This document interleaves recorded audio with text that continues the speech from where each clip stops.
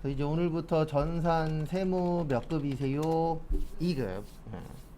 그래서 실질적으로 간단하게 좀 설명을 드리면 이론은 15문항이에요. 똑같고 이제 재무회계 5개, 그 다음에 원가회계 5개, 부가세 3개, 소득세 2개 이렇게 해서 이론은 15개고 그 다음에 실기는 그거 안 나와요. 뭐 기초정보관리 이런 거 안 나옵니다.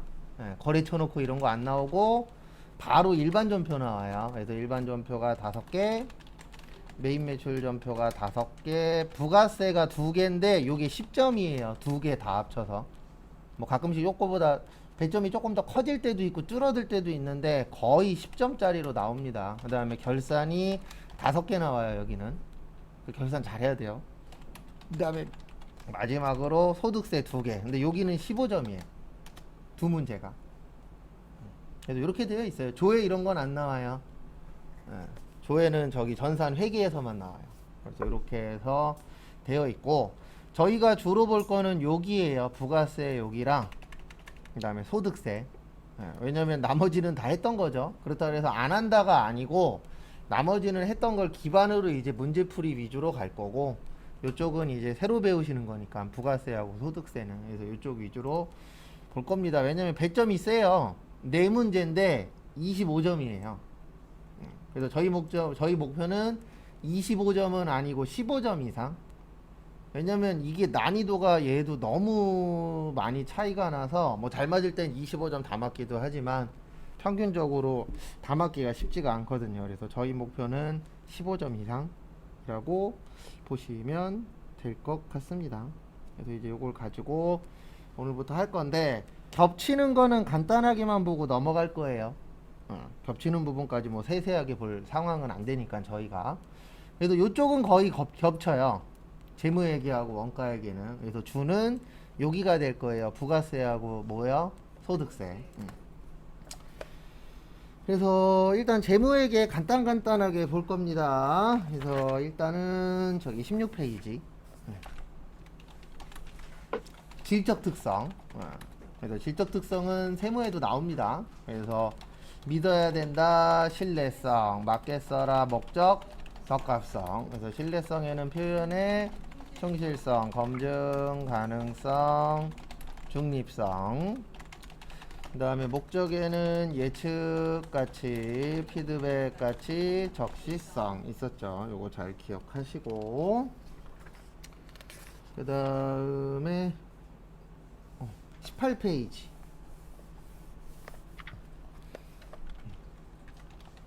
요거는 설명드린 적 한 번도 없어요. 거기 위에 보시면 박스에 상충이라고 있을 거예요. 질적 특성 간의 상충. 우리 질적 특성은 상충관계라고 하거든요. 지금까지 한 2번인가 3번 정도 이론 시험 문제에 나온 적이 있었습니다. 그래서 상충관계가 뭐냐면 둘 다 좋을 수는 없어요. 그러니까 신뢰성이 올라가면 목적적합성은 떨어져요. 목적적합성이 올라가면 신뢰성은 떨어져요. 그래서 둘 다 좋을 수는 없다. 그걸 무슨 관계라 그래요? 상충관계라고 합니다. 근데 왜 이게 이렇게 되어 있냐면 신뢰성은 대부분 과거 거예요. 우리가 과거의 건 믿을 수 있어요.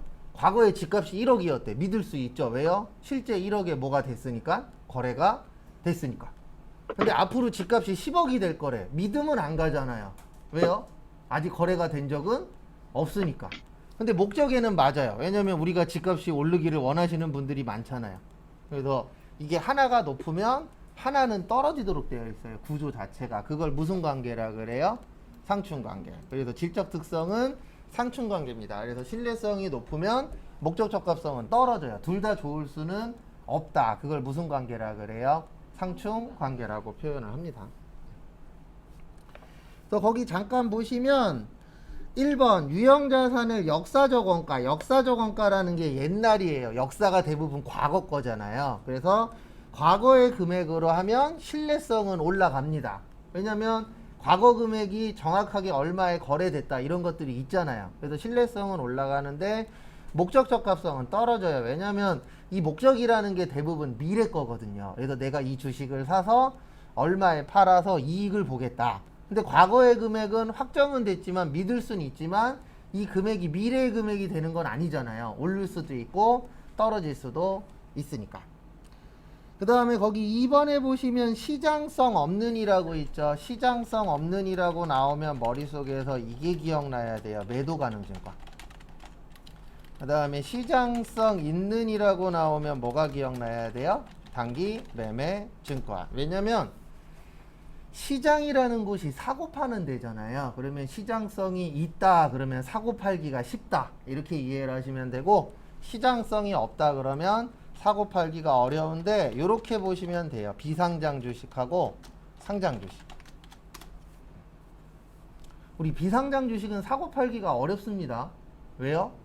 비상장 주식은 아직 증권회사나 이런 데에서 사고 파는 게 아니잖아요. 그래서 사기꾼들이 요거 갖고 장난 많이 쳤었잖아요, 과거에. 그 이제 TV에 나오시는 분들도 믿으시면 안 돼요. 예, 최근에도 한 명 있었죠. 작년엔가 저기 그 누구죠?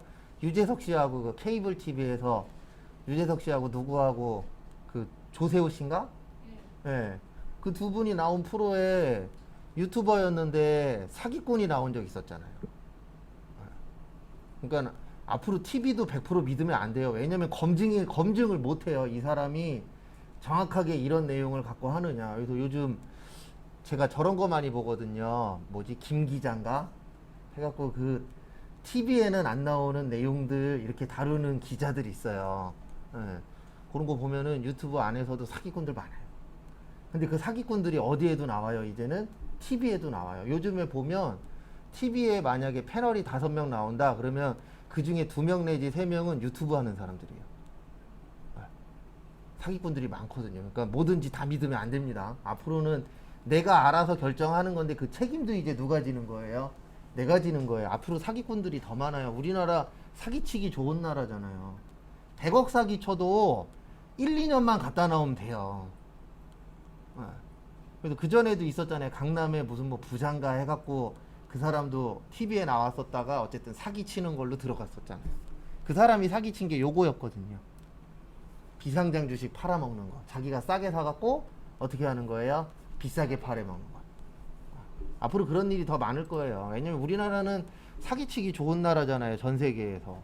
그래서 우리나라가 전 세계에서 사기꾼이 제일 많은 나라 중에 하나예요. 진짜로. 예. 근데 왜 사기치기 좋아요? 걸려도 몇 년 안 살아요. 초범이야. 합의했어. 그러면 뭐 집행유예. 예. 징역 1년에 집행유예 3년 막 이렇게 때려버리잖아요. 그러면 안 들어가도 되니까. 그렇다고 해서 사기를 치란 얘기는 아닙니다. 사기도 머리가 좋아야 칠 수 있는 거예요. 그만큼 우리나라 사람이 머리가 뭐한 거예요? 좋은 거예요. 근데 이상한 쪽으로 좋아서 그러지. 그래서 요거 좀 알고 계시고. 그 다음에 거기 3번 보시면 반기재무제표라고 있어요. 그래서 반기재무제표가 있고, 그 다음에 우리가 일반적으로 재무제표 그러면 요건 몇 년짜리예요? 1년짜리예요. 반기는 몇 개월이에요? 6개월이에요. 그러면 뭐가 더 반기재무제표는 요게 높아요. 반기재무제표는 목적 적합성은 높습니다. 근데 신뢰성은 뭐예요? 떨어져요. 왜 그러냐면 우리가 일반적으로 재무제표는 몇 년에 한 번씩 만들어야 돼요? 1년에 한 번씩. 그래서 요거 할 때에 아마 여러분들도 회사 가셔서 이거를 하실 때가 있을 거예요. 결산은 결산인데 가결산이라고. 일명 가짜 결산. 그래서 결산을 하긴 합니다. 근데 완벽한 결산은 아니에요. 왜냐하면 결산은 원래 언제 해요? 12월 달에 하죠. 그래서 요걸 만들기 위해서 가결산을 할 때가 있어요. 간혹 가다가 제출을 해야 돼서. 근데 요거는 목적에는 맞아요. 왜냐하면 최근 자료잖아요. 맞죠? 일반적으로 재무제표 몇 년에 한 번씩 한다고요? 1년에 한 번씩. 그래서 목적에 쓰는 거는 맞는데 신뢰성이 떨어지는 이유는 뭐냐면 아직 완벽한 건 아니잖아요. 맞죠? 그러면 우리가 완벽하지 않으면 믿음이 어때요? 떨어질 수밖에 없겠죠. 근데 그런 걸 물어보진 않고 일반적으로 두 가지는 무슨 관계라고요? 상충 관계예요. 그래서 믿음이 올라가면은 뭐는 떨어진다? 목적은 떨어지고, 목적이 올라가면은 신뢰성은 뭐예요? 떨어질 수밖에 없습니다. 그걸 무슨 관계라 그런다고요? 상충 관계. 그래서 그거 좀 봐두시고. 그 다음에 기본 가정 요것도 좀 봐주세요. 기본 가정이라고도 하고 뭐 전제라고도 표현을 해요. 그래서 기업은 뭐가 있어야 된다고요? 실체. 근데 원래는 기업은 실체가 없어요. 맞죠? 그냥 종이로 무슨 기업을 그냥 만들 뿐이지 실질적으로는 실체가 없는데 실체가 있다라고 생각하고 우리가 회계 처리를 하는 겁니다. 그 다음에 두 번째 무슨 기업이요? 계속 기업. 그래서 우리가 한번 사업을 하면은 계속 뭐 할 것이다? 할 것이다 라는 전제하에 해요 안 해요? 하죠. 그래서 어젠가 오늘인가 저기 뭐지 뉴스 보는데 저거 요즘 많이 나오더라고요. 밀키트. 기자들이 교묘하게 제목에다는 야채 어쩌고 저쩌고 써놓고선 누르고 들어가면 밀키트 홍보하는 거예요. 네. 그러니까 결론은 뭐냐면 그런 게 자주 올라온다는 얘기는 밀키트 산업이 뭐하고 있다는 얘기예요? 뜨고 있다는 얘기입니다. 근데 뜰 수밖에 없죠. 저희도 종종 사다 먹거든요. 그저께도 사다 먹었는데 사다 먹는 이유는 하나예요. 거기 기사 말이 맞아요. 야채나 이런 걸 다 사서 먹으면 야채를 나중에 버려요. 네. 왜냐면 지금 대부분 소가구잖아요. 두세 명, 한두 명. 그러다 보니까 야채 사다가 뭘 해먹어도 버린다. 그러니까 뭐를 많이 사서 해먹는다? 밀키트를 많이 사서 해먹는다. 네. 고로 이제 밀키트 산업이 뜰 거다. 뜨긴 뜰 겁니다. 네. 그래도 이미 아마 몇몇 군데에는 동네에 밀키트만 전문점으로 파는 무인 전문점 들어오고 있어요, 현재. 그래도 배고프면 가서 사갖고 집에 와서 해 먹으면 끝. 편하긴 하잖아요. 그 다음에 기간별로 뭐 할 거다? 보고할 거다. 그래서 우리가 일반적으로 몇 년 단위로 보고하죠? 1년 단위로 보고하죠. 참고하시고. 그리고 가장 큰 문제는 전산회계 때에는 재무회계가 8개 나왔잖아요. 근데 전산세무는 5개 나와요. 그러니까 뭐가 나올지 몰라요. 이게 그러니까 어떻게 보면 표본 범위가 줄어드는 게 문제가 줄어드는 게 꼭 좋은 건 아니에요. 왜냐면 중요한 거에서 나올 확률도 있지만 엉뚱한 거에서 나올 확률도 꽤 높아지거든요. 5문제니까. 그 다음에 20페이지 잠깐 보시면은요. 재무제표 요소의 인식 및 측정. 그래서 우리가 인식을 하는데 거기 보시면은 자산의 인식이라고 되어 있죠. 거기 밑에 보시면 20페이지. 그래서 자산을 인식을 하는데 자산은 거기에다 밑줄 치세요. 미래 경제적 효익. 자산은 요게 키포인트입니다. 뭐가 있어야 돼요? 효익이 있어야 돼요. 그래서 효익의 뜻은 효과 플러스 뭐예요? 이익이에요. 그래서 효과 또는 이익 창출할 수 있는 거. 그 다음에 부채도 효익이긴 한데 차이점이 뭐냐면 자산은 효익이 유입이에요. 효익의 유입이고 부채는 효익의 뭐예요? 유출이에요. 그래서 얘는 빠져나가는 겁니다. 부채라는 건 우리가 갖는 게 아니잖아요. 남의 거니까 줘야 되죠. 그럼 회사가 갖고 있는 이익이 외부로 뭐 되는 거죠? 빠져나가는 거죠. 그래서 우리가 부채라는 게 꼭 없어야 된다. 이건 아닙니다. 원래 돈을 벌려면 이게 있어야 돼요. 왜냐면 내 돈 가지고 할 수 있는 거는 한정적이니까. 그 대신 이걸로 할 때에는 제가 매번 설명드리지만 잘하면 황인데 못하면 흥이 돼버리는 겁니다. 맞죠? 잘하면은 하하호호 하면서 웃으면서 고기를 먹겠지만 못하면은 울면서 라면을 먹고 있을 수도 있죠. 그래서 뭐든지 뭐 사업이든 뭐든 간이 커야 할 수 있어요. 전 간이 작으니까 맨날 로또만 사잖아요.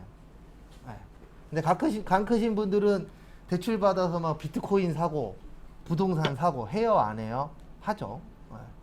근데 저는 항상 그 생각 하거든요. 나이 드신 분들이 바보는 아니잖아요. 나이 드신 분들이 부채 빚져 갖고 집 많이 사요 안 사요? 안 사요. 왜요? 성공 확률보다는 실패 확률이 높으니까. 근데 TV나 그런 쪽에선 워낙 좋은 것만 보여주니까.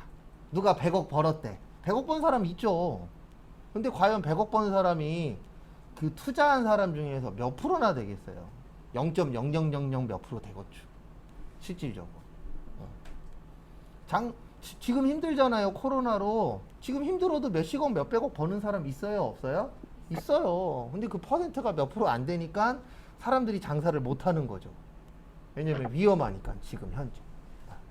와이프한테 저번 주엔가 밥 먹고 오다가 좋은 아이디어는 있는데 돈이 없어서 못 하는 거죠. 몇백억 있으면은 요런 걸 한번 해보고 싶어요. 모든 음식을 드라이브 스루로 다 이렇게 빼줄 수 있는 식당을 하나 만드는 거죠. 그럼 잘 될 거예요. 왜냐면 그 생각을 왜 했냐면, 밥 먹고 오는데 스타벅스 있잖아요. 스타벅스 드라이브 스루 하는 데인데 차가 한 10대 정도 대기하고 있더라고요. 네. 그러면 앞으로 드라이브 스루가 좀 먹히지 않을까? 왜냐면 코로나가 없어지지 않을 거라고요. 네, 안 없어질 거예요. 이건 어쩔 수 없어요. 전 세계적으로 그렇게 하고 있으니까. 근데 중요한 게 뭐가 없어요? 돈이 없죠. 그래도 로또 한 10번 되면 해보려고요. 로또 1등. 그 다음에 자본의 인식은 여기 없어요. 맞죠? 자본의 인식이 왜 없냐면 자본은 그냥 이렇게 구하도록 되어 있어요. 자산에서 부채 빼면 자본이 되는 겁니다. 그래서 거기에 보시면 자본의 인식은 없어요. 자본은 어떻게 해서 얼마로 계산한다 이게 없어요. 그냥 뭐라고 되어 있냐면 자산에서 못 빼라, 부채 빼라. 그러면 남는 게 뭐다? 자본이다.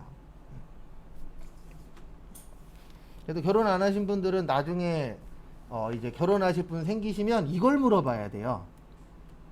너 재산 얼마 있어? 이걸 물어보면 안 돼요. 왜냐면 재산이야 빚으로도 만들 수 있으니까. 그래서 실제 빚으로 만드시는 분들 있어요? 없어요? 있어요. 제 주변에도 있었어요. 인스타그램이나 막 이런 데 가면 사진이 막 삐까번쩍해요. 근데 대부분 본인 돈이 아닌 거죠. 빚인 거죠. 그래서 인스타그램에 있는 사진 갖고 혹하시면 큰일 납니다. 근데 어쩔 수 없어요. 사람은 보이는 거에 혹할 수밖에. 그래서 요즘 젊으신 분들이 외제차 많이 끌고 다니잖아요. 근데 그게 꼭 잘못된 건 아닌데 그게 이제 욕에 많으신 분이면 상관없습니다. 그 다음에 수익의 인식은 우리 요거라 그랬었죠. 실현주의. 우리나라는 실현주의로 봐요. 그래서 실현이 뭐냐면 확정됐을 때. 이 돈 버는 게 확정됐을 때 뭘로 잡아라? 수익으로 잡아라. 왜냐면 이럴 수 있잖아요. 100만 원 받기로 했어. 근데 못 받았어. 아니면 100만 원짜리 거래를 하기로 했는데 계약이 뭐가 됐어요? 취소가 됐어. 이럴 수도 있죠. 그래서 수익은 실현됐을 때. 그 다음에 비용은 뭐 됐을 때요? 네, 발생했을 때. 그래서 우리나라는 무슨 주의를 써요? 발생주의. 그 다음에 나머지는 필요 없습니다. 쭉 넘어오세요. 몇 페이지로 오시냐면은 27페이지. 아마 금방 끝날 거예요. 재무회계하고 원가회계는 정리만 할 거니까.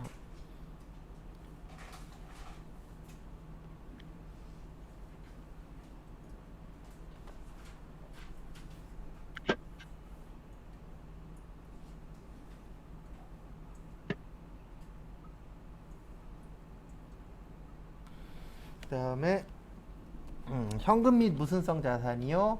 현금성 자산. 요거는 세무도 잘 나와요. 그래서 통화 및 통화 대용 증권. 그 다음에 요구 불예금 당좌하고 보통. 그 다음에 현금성 자산. 취득 당시 만기가 3개월인데 이제 차이점이 하나 있어요. 무슨 차이점이 있냐면 전산회계 때 만약에 이게 나오면 그 박스로 많이 나오잖아요. 박스 안에 6개가 나오면 전산세무는 9개가 나온다라고 보시면 돼요. 그러니까 문제는 똑같은데 조금 더 많이 나와요. 뭔가가. 왜냐면 급수가 틀린데 똑같이 줄 수는 없잖아요. 그래서 그 차이지 뭐 물어보는 내용이 다르다 이건 아닙니다. 물어보는 요점은 똑같은데 조금 더 헷갈리게끔 주는 거예요. 딱 그 차이. 그래서 요거 잘 기억하시고 그 다음에 밑에 보시면 현금과부족 요거는 주로 이쪽에서 많이 나오죠. 결산 쪽에서. 그래서 기억하셔야 되는 게 결산 시에 자비가 아니면 뭐요? 잡손실 요건 잘 기억하시고. 뭐 특별한 건 없습니다. 여기는 뭐 똑같으니까. 그 다음에 31페이지. 그냥 회기 때 했던 거 간단하게 한 번 더 정리한다 이렇게 생각하세요.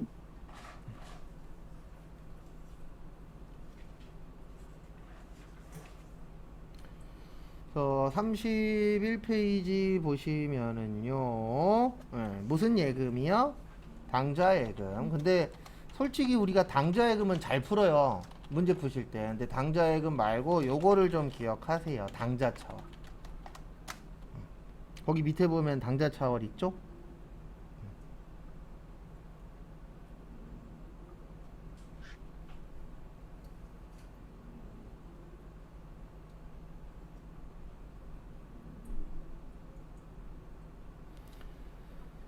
그래서 보시면 당좌차월이라고 나오면 마이너스 통장입니다. 무슨 통장이요? 마이너스 통장.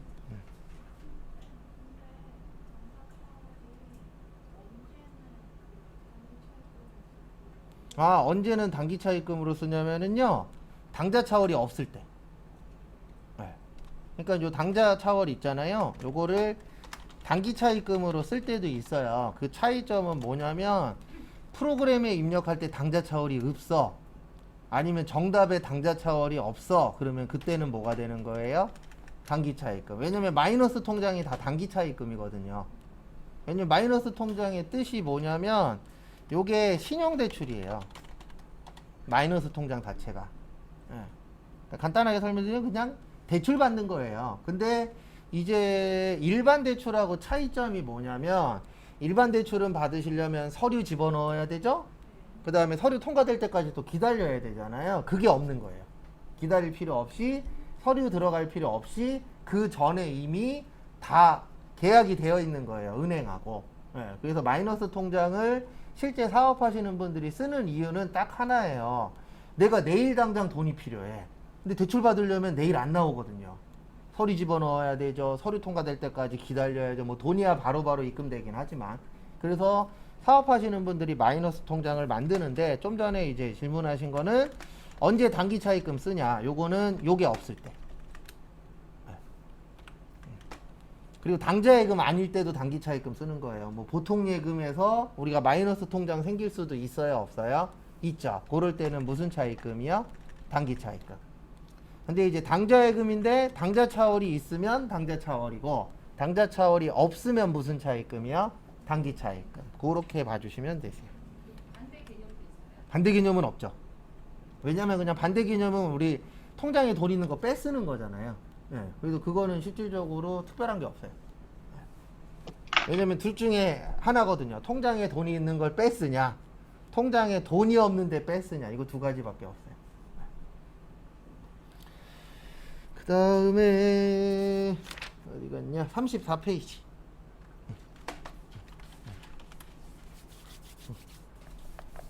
저희가 전산회계 때 일주일 한 거를 하루 만에 끝낼 거예요. 유가증권. 유가증권은 잘 나옵니다. 얘는 원래 잘 나와요. 모든 시험에 다. 회계 관련된 시험에서 유가증권은 그냥 잘 나와요. 근데 안 나오는 게 도와주는 겁니다. 왜냐면 유가증권은 기억해야 될 것도 많고, 그 다음에 장난치는 것도 많고. 그래도 지분증권에는 세 가지가 있습니다. 단기 매매증권, 매도 가능증권, 지분법 적용, 투자주식. 그래서 지분증권이 주식 얘기하는 거예요. 그래서 또 난리더라고요. 전 주식은 안 하는데 간혹 가다가 저기 인터넷 뉴스에 뜨면은 보기는 해요. 왜냐면 재밌거든요. 어떻게 돌아가나 보면. 예. 근데 다시 삼성전자 주식이 올라갔대요. 예. 예. 다시 8만 원대로 복귀했대요. 7만 원대인가 6만 원대로 떨어졌다가. 예, 떨어졌다가 다시 올라갔대요. 예. 근데 이제 거기에 나온 게 뭐냐면은 곧버스라고 있어요. 곧버스가 뭐냐면 이게 이제 진짜 용어는 아닌데 주식이 떨어지면 돈 버는 거 있거든요. 네, 주식값이 떨어져야 돈 버는 거. 그 대신 올라가면 손해가 거의 뭐 따따블 정도라고 하는 주식이 있는데 그쪽으로 몰리고 있다고. 네. 그러니까 사람들이 참 재밌는 게 올라가야 되는데 이제 왠지 떨어질 것 같아. 그러면 이제 그쪽으로 갈아타거든요. 근데 잘못하면 손해가 따따블이래요. 그러니까 사람들이 이제 주식이든 뭐든 투자가 아니고 투기가 돼버린 거예요. 네. 진짜로 다 투기가 됐어요. 이제는 한탕주의. 네. 몇 번만 걸려라. 한 번만. 근데 제가 봤을 때 그 한 번이 나한테 잘 안 올 뿐이지 있기는 있어요. 뭐 예전에 저 아는 형이 경마로 돈 벌던 형이 있거든요.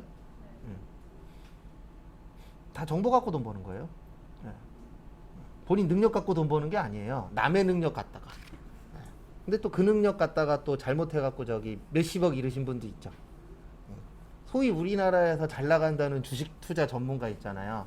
아는 사람이 있어 갖고 그 사람이 하라고 하는 대로 했는데 10억 날렸죠. 왜냐면 그 사람도 사람이잖아요. 그리고 설마 전 항상 이 마인드로 사는데 좋은 마인드는 아닙니다. 이게 오를 거야 라고 해서 진짜 오를 거면 옆에 사람 가르쳐 줄 거예요? 나 혼자 알 거예요? 전 항상 그 마인드예요. 그리고 누가 와서 이런 게 좋대. 그러면 일단 속으로 무슨 생각하냐면 그렇게 좋으면 네가 하지 왜 나한테 알려주냐? 맞잖아요. 우리 왔다 갔다 하다 보면 현수막 있잖아요. 이 집 사면 사자마자 1억 번대. 그럼 왜 나한테 팔아? 네가 사야지. 사자마자 얼마를 벌어요? 1억을 벌어. 맞잖아요. 근데 그걸 왜 파냐면 그 사람들도 모르는 거예요. 오를지 떨어질지. 라는 마음으로 전 살고 있어요. 그래서 사기도 안 당할 거지만 당하긴 했어요. 몇 번. 짜잘하게. 근데 돈도 못 벌어요. 저 같은 스타일은. 그래서 요거 나올 때 주의하셔야 되는 점은 크게 두 가지예요. 매도 가능 증권하고 만기 보유 증권은 프로그램에 들어가면 두 개가 뜹니다. 몇 개가 떠요? 두 개. 우리 임정 몇 번 해봤죠? 그래서 1년 이내일 때는 위에 거, 1년 넘어갈 때는 아래 거. 그거 조심하시고, 그 다음에 시험 문제 잘 나오는 건 요거는 세무도 잘 나와요. 단기매매증권 평가손익은 영업의 손익이었죠. 근데 매도 가능 증권 평가손익은요? 네, 기타 포괄손익 누계액이었죠. 요거는 세무도 잘 나와요. 똑같이. 자본이고 여기는 수익하고 뭐야? 비용. 요 두 가지는 원래 좀 잘 나옵니다. 그거 참고하시고. 이번에 사채에 대해서 나왔거든요. 네. 근데 사채가 네. 기업이 발행한 회사채라고 해서 네, 회사채, 사채. 네, 그거 한 분이 보내주셔서 봤는데 네. 사채 액면가액으로 봐야 돼. 똑같이 보는 네, 똑같이 보는 거예요. 네. 왜냐면 주식하고 사채하고 한 묶음이라. 네. 근데 그거 답이 대변의 사채였고 차변의 보통 예금이었나? 그거랑 사채 할인 발행 차금? 네, 그거예요. 근데 자주 내는 문제는 아닌지라. 그래서 요거 좀 봐두시고. 그 다음에 거기 34페이지 제일 밑에 보시면 제일 밑에 빈 공간에다가 요거 하나만 적어주세요. 우리 매입 시에 부대 비용은 원가 처리하죠. 자산 처리. 근데 누구만이요? 유일하게 단기매매 증권만 900번대 모여 수수료 비용. 얘 하나만 그래요. 나머지는 다 자산 처리하는 겁니다. 그 다음에 팔 때는 뭘로 처리한다고요? 그냥 비용 처리하시면 된다라는 거 참고하시고요.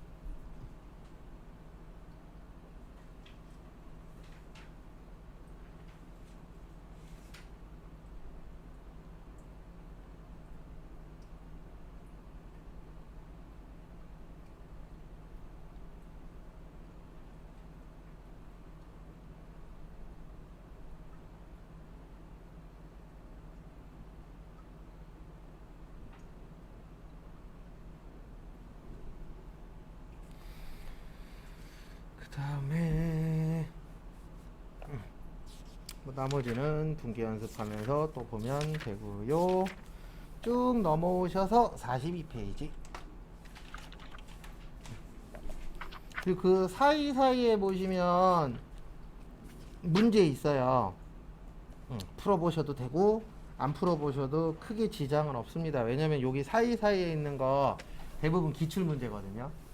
그래서 우리가 기출문제 때 거의 다 볼 거니까. 그 다음에 42페이지 채권 및 모여 채무. 그래서 채권이 뭐 할 돈이죠? 받을 돈. 그 다음에 채무는요, 예, 갚을 거, 줄 거. 예. 그래서 채무는 갚을 것. 그래도 둘 중에 할 거면 뭐를 하시라고요? 채권. 예, 채권자가 되시는 게 낫습니다. 채무자보다. 왜냐면 채무자 되잖아요. 저도 해본 적이 있는데, 뭐 지금도 일부 조금 있긴 하지만, 예, 채무자 되면 솔직히 저 같은 스타일은 돈 갚을 때 되면 잠이 안 와요. 예. 근데 이건 다 성향마다 틀립니다. 어떤 사람은 채무가 몇십억, 몇백억 돼도 두 발 뻗고 자는 사람이 있어요. 예. 근데 저 같은 스타일은 몇백만 원, 몇천만 원만 돼도 잠을 못 자요. 예. 왜냐면 빚은 안 좋은 거야 라고 생각하는 사람 중에 한 명이고, 예. 저희 부모님도 그래서 어떻게 보면 돈을 못 벌었을 수도 있어요. 예. 빚은 당연히 있어도 되는 거야 이런 마인드이신 분들이 있거든요. 그런 분들이 오히려 돈을 벌 확률은 높아요. 왜냐면 돈을 벌려면 일단 뭔가 액션을 취해야 되잖아요. 그러니까 우리가 자격증을 따려면 공부를 해야 자격증을 딸 수 있는 것처럼 그냥 자격증 따고 싶어 머릿속으로만 하면 아무것도 안 되잖아요. 그래서 행동을 해야 되는데 이제 행동하는 사람이 있고 행동 안 하는 사람이 있죠. 예. 근데 저는 빚 관련돼서는 행동을 못 하는 사람 중에 한 명이죠. 예. 왜냐면 뒷감당하기가 우리나라는 너무 힘들어요. 미국은 실리콘밸리 있잖아요. 네. 거기에서 돈을 모아갖고 실패하면 지원을 해준대요. 빚을 갚아주거나 아니면 다시 재기할 수 있는 뭐 교육이나 막 이런 게 있는데 우리나라는 망하면 어떻게 돼요? 저런 실패자. 네 돈은 네가 갚아야 돼. 맞잖아요. 응. 그러면 다시 재기하기가 어쨌든 뭐 미국하고 우리나라에 당연히 틀리긴 하지만 재기하기가 쉽지가 않은 나라 중에 하나잖아요. 근데 재기하시는 분들도 있습니다. 응. 근데 재기 못하는 사람이 훨씬 더 어때요? 많아요. 실질적으로 실패했을 경우에. 그래도 요즘에 저기 가시는 분들도 많아요. 벤처기업. 근데 벤처기업 가는 거는 모르겠어요. 이게 도전이라. 벤처는 도전 정신으로 가는 겁니다. 돈 벌러 가는 거 아니에요. 근데 성공했을 경우에 얻어지는 건 훨씬 더 어때요? 많아요. 근데 그 성공까지 가기 위해서 내가 이렇게 어떻게 보면 포기해야 될 것들도 많다 그러더라고요. 다녀본 적은 없는데 벤처기업은 주변에서 이렇게 얘기 들어보면 어쨌든 장단점은 있다 그러더라고요. 장점은 뭐냐면 성공했을 때에 나한테 따라오는 게 어마무시하게 크죠. 요기요나 그런 것들도 어떻게 보면 초반엔 벤처기업으로 시작한 거였잖아요. 그래도 그때 같이 하신 분들은 지금 떵떵거리고 살죠. 그래서 제일 많이 나오는 게 요거죠. 외상 매출금하고 뭐요? 외상 매입금. 그래서 요게 제일 많이 나옵니다. 그리고 이제 조금 더 업그레이드 하실 분들은 요렇게 하세요. 우리 회계 때는 외상 매출금 그러면 자산이었잖아요. 네, 조금 더 업그레이드가 되려면 이제는 자산이 아니고 무슨 자산이요? 당좌 자산. 요렇게도 한 번씩 연습을 해보세요. 그 다음에 외상 매입금도 예전엔 부채였죠. 예. 조금 더 업그레이드 하시려면 무슨 부채라고 기억나야 돼요? 유동부채. 모르겠어. 그럼 프로그램 들어가서 컨트롤 뭐요? F로도 찾아보시고. 왜냐면 요게 빨리빨리 되면 조금 더 문제 푸는 게 수월해지긴 하더라고요. 근데 이런 거는 연습을 좀 하셔야 됩니다. 그냥 뚝딱 되진 않아요. 그 다음에 거기 43페이지 어음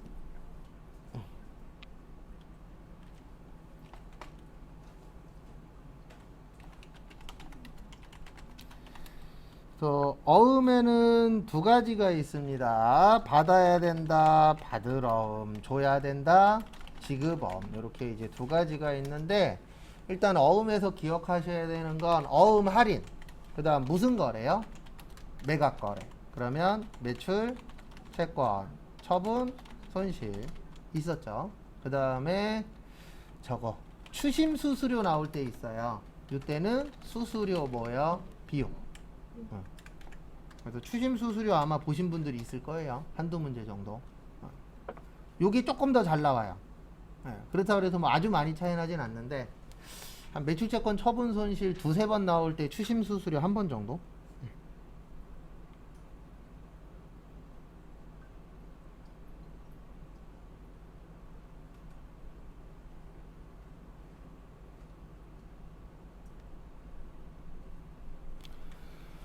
그 다음에 다음 페이지 뭐 나머지는 필요 없고 45페이지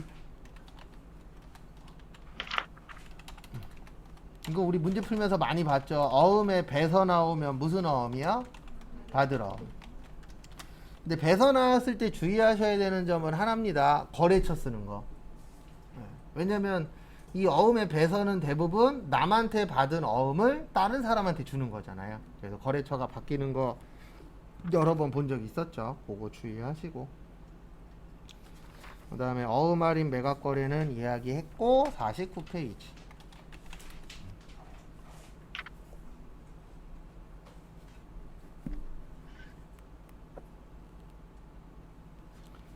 (49페이지) 보시면 기타의 채권 및 채무. 그래서 거기 첫 번째 보시면 단기 대여금하고 뭐 있으세요? 단기 차입금. 그래서 대여라는 건 빌려 주는 겁니다. 차입은 빌려 오는 거예요. 근데 여기에서 아셔야 되는 거는 요게 기간이 1년이 넘으면 장기 대여금과 장기 차입금 이렇게 바뀝니다. 그래서 기간이 얼마나 되느냐 그게 중요합니다.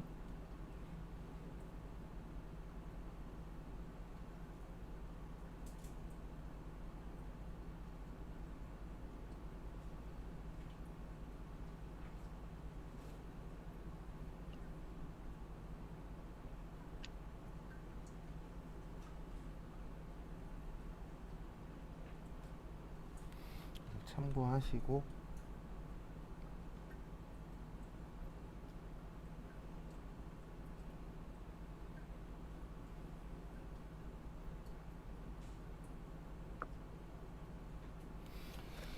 그 다음에 다음 페이지 미수금과 미지급금.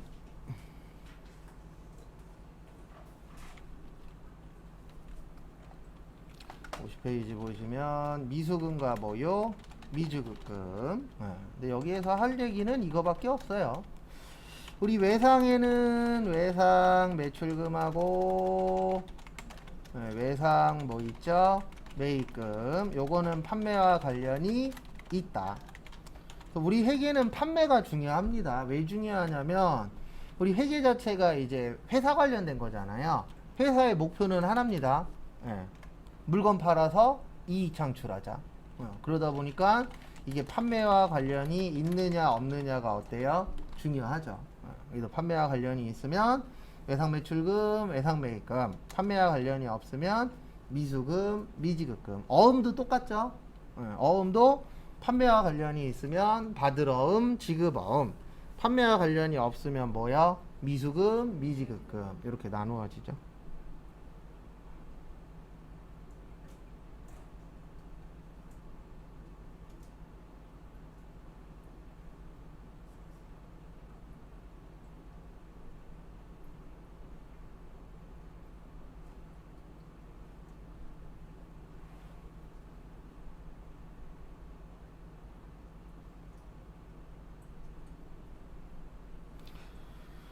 그 다음에 51페이지는 선급금과 선수금인데요. 여기에서 아셔야 되는 건 이거밖에 없어요.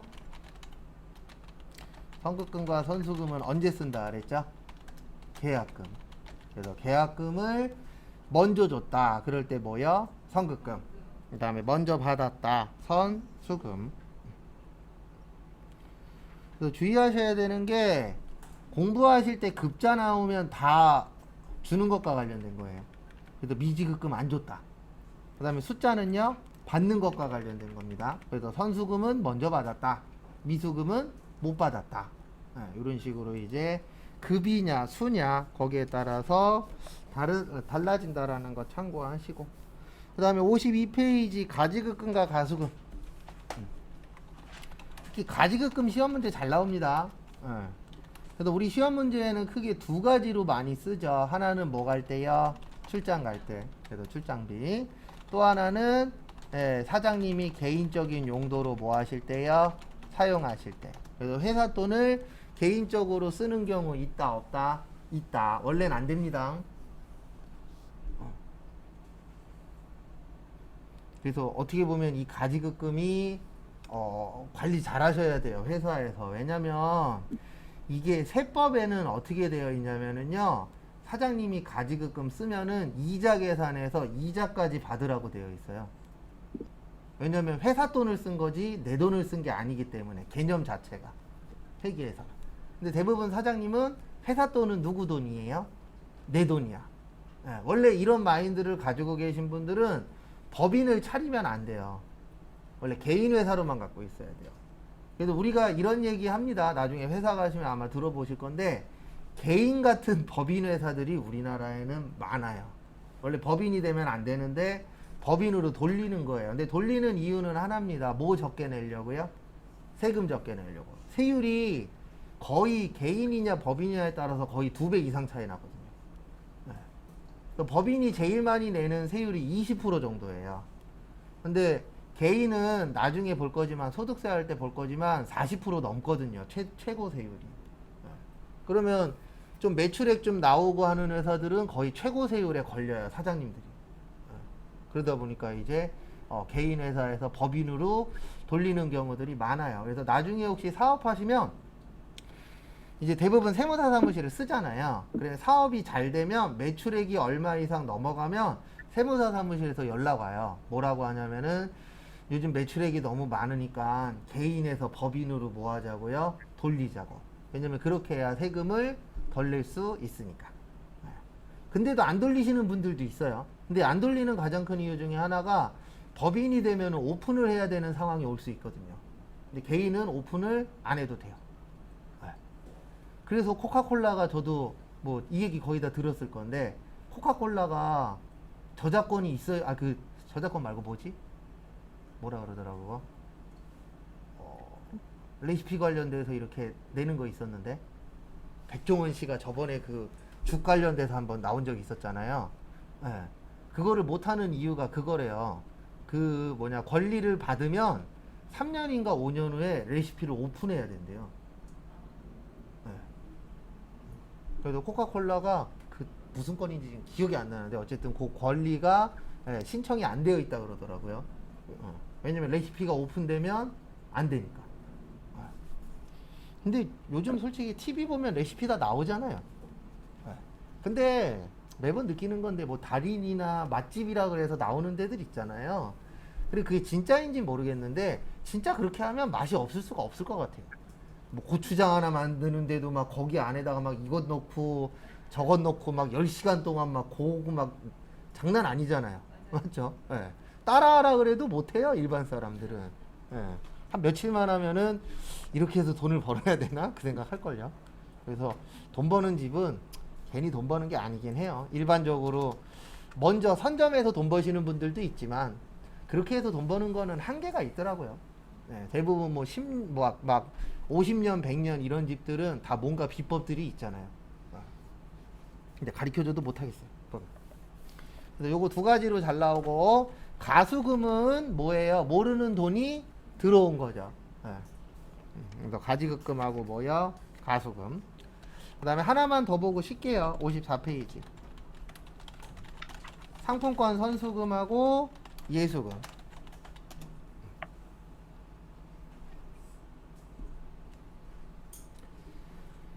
그래서 보시면은요,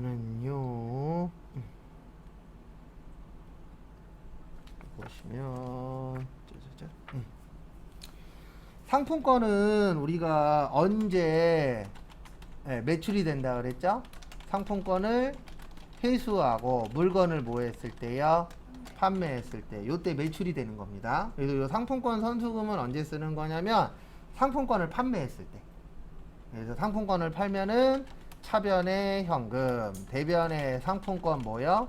선수금. 근데 왜 상품권 선수금을 쓰냐면, 거기에도 잘 나와 있어요. 교재에도. 선수금하고 구별하려고 쓰는 거예요. 왜냐면 일반적으로 선수금 그러면 계약금을 먼저 받은 거잖아요. 근데 선수금이랑 상품권 선수금이랑 섞어 놓으면 어떤 문제가 생기냐면은, 이게 상품권 때문에 돈 번 거야? 아니면 계약금을 받은 거야? 헷갈려요? 안 헷갈려요? 헷갈리죠. 그래서 예수금도 우리 두 가지로 나누잖아요.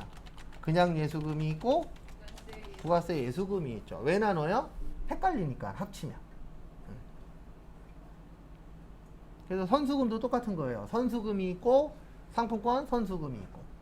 그래서 결론은 뭐냐면 시험 문제에 상품권 선수금이 나왔는데 상품권 선수금이 없어. 그러면 그때는 그냥 선수금에다 넣으시면 돼요. 근데 일반적으로 나누어져 있는 케이스들이 많긴 합니다.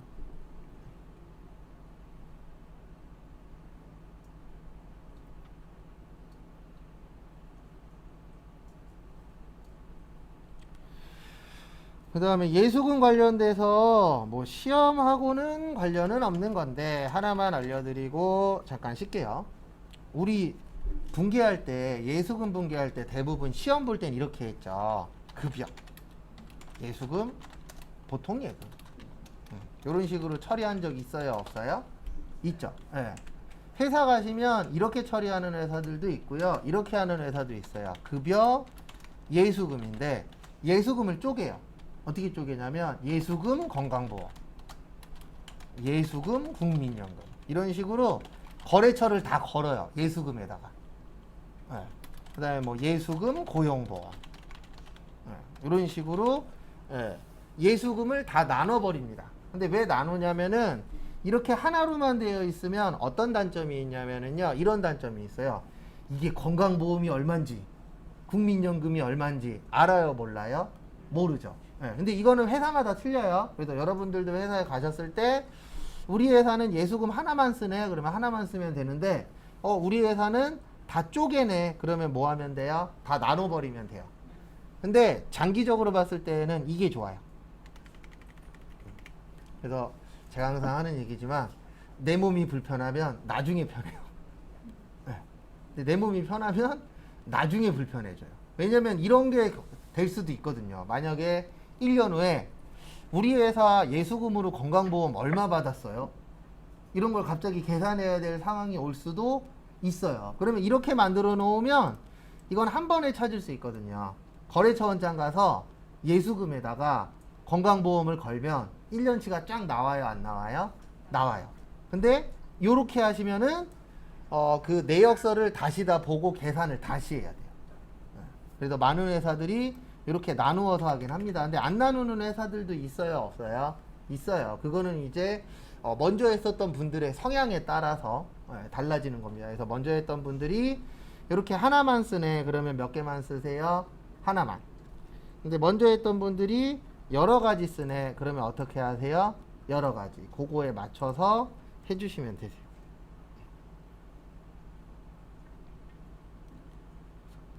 참고하시고. 그 다음에 우리 예수금은 누가 썼을 때라고요? 직원이 내는 게 예수금이었고, 그 다음에 우리 복리후생비는 주로 여기에서 많이 쓴다 그랬습니다. 무슨 보험이요? 건강보험하고 장기 요양보험. 근데 시험 때는 시험 문제에 나오죠. 그리고 실무 가셔서는 무조건 전달 걸 보세요. 전달에 뭘로 처리했나. 그래도 초반에는 시간이 좀 걸릴 거예요. 왜냐하면 처음에는 내 맘대로 하면 혼나요. 그러니까 무조건 예전 거에 어떻게 되어 있느냐 그거를 꼭 확인하시고 그거를 응용하셔서 하셔야 돼요.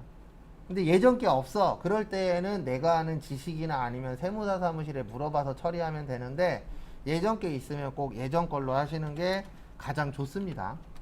그 다음에 세금과 공과는 이쪽에서 많이 써요. 무슨 연금이요? 국민연금. 그 다음에 보험료는 고용보험이나 무슨 보험이요? 산재보험. 이렇게 많이 쓰입니다. 인터넷에 4대 보험 분계 방법이라고 쓰시면 이게 제일 많아요. 근데 이게 정답은 아니에요. 회사마다 어떻다고요? 다 틀려요. 어떤 회사는 다 복리후생비로 처리해요. 왜냐면 이 4대 보험 누구 때문에 나가는 거예요? 직원 때문에. 어떤 회사는 다 세금과 공과예요. 왜냐면 이거 누가 갖고 가요? 국가에서 갖고 가잖아요. 그다음에 어떤 회사는 또 다 보험료예요. 왜냐면 이 네 가지 다 보험 성격이잖아요. 건강보험, 내가 아플 때 혜택 받는 거. 국민연금, 나중에 나이 들어서 혜택 받는 거. 고용보험, 고용보험은 실업급여죠. 내가 그만뒀을 때 혜택 받는 거. 산재보험은 뭐예요? 내가 아팠을 때 혜택 받는 거, 다쳤을 때. 그러다 보니까 어떤 회사는 또 보험료로 써요. 예. 근데 어차피 복리후생비나 세금가공과나 보험료나 다 비용이에요. 맞죠? 예. 그러니까 큰 틀만 똑같으면은 실무에서는 섞어 쓰기도 해요. 그래서 저도 예전에 회사 다닐 때 되게 힘들었었던 적이 있었어요. 왜 힘들었냐면 우리 외상매출금하고 미수금 쓰죠. 써요, 안 써요? 쓰죠. 근데 이 두 개가 내가 알고 있는 지식이랑 안 맞아요. 분명히 이건 판 건데 미수금을 써. 분명히 이건 판매하고 관련이 없는데 외상매출금을 써. 이것 때문에 한 달 동안 고민한 적이 있었어요. 근데 나중에 찾았어요. 어떻게 찾았냐면 신규 업체가 생겼거든요. 근데 내 맘대로 하면 혼나잖아요. 그래갖고 대리한테 가서 이거 뭘로 처리해요? 그랬더니 아무 생각 없이 미지급금으로 처리하래. 그래서 그때 알았죠. 아, 우리는 대리가 정하는 대로 가는구나.